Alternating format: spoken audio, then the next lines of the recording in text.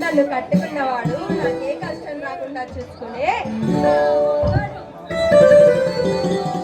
ఈరోజు అమ్మాయి గారి మాటలు కవితలో పొందుకొస్తున్నాయి.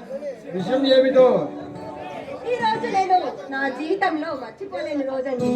ఆ విషయం ఏమిటో నాకు చెప్పొచ్చుగా? అబ్బా నేను చెప్పలేను బాబు.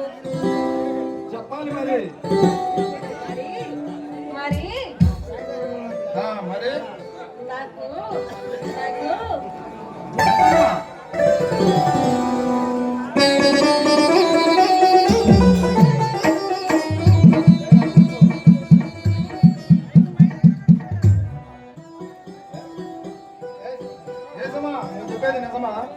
అవునండి హీరో గారు, ఈ పురుషోత్తంకి పోటీగా మరో పుల్లి పురుషోత్తం మన ఇంటికి రాబోతున్నారు. చాలా సంతోషం సమా.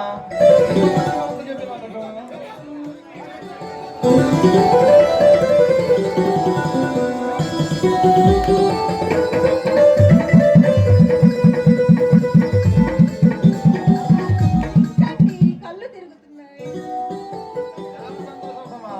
ఎంత మంచి వార్త చెప్పినందుకు, నాకు వారసం ఇస్తున్నందుకు నా నుండి ఒక చిన్న బహుమతి. అదే అదే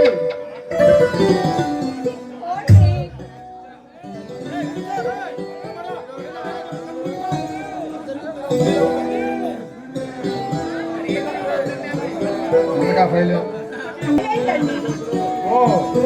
ఫైల్ గురించి నీకు చెప్పనే లేదు. ఈ ప్రాంతాన్ని గడగడలాడిస్తూ ఎదురులేదని నిలవేగుతూ అమాయక ప్రజల మాన ప్రాణాలతో చెలగాటమాడుతున్నా మరి సవాల్ చేస్తున్నా ఆ కాల కళ్యాణాన్ని బంధించమని డిప్యూటీ పవన్ కళ్యాణ్ సీఎం గారు ఈ వైద్యులకు అప్పగించారు.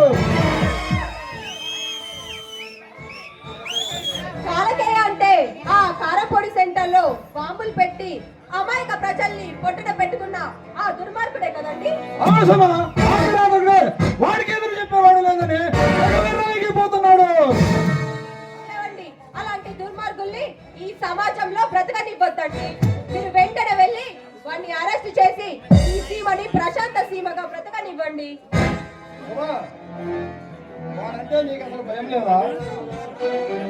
భయమా? నాకెందుకండి భయము? సిన్సియర్ పోలీస్ ఆఫీసర్ భార్యనండి, నాకెందుకు భయం? అయినా సింహం పక్కనుండగా గజరాజు అరుపులకు భయపడ్డామా?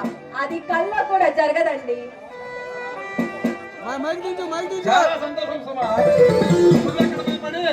నా కర్తవ్యాన్ని కట్టుబడతామని నేను భయపడుతున్నాను.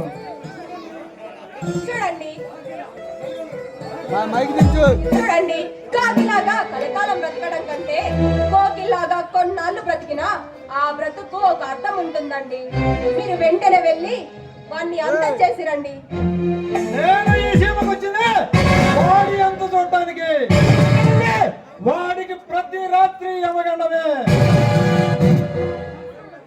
వాడి సంగతి తర్వాత చూద్దరు కానీ ముందు టిఫిన్ చేతురు కానీ రండి.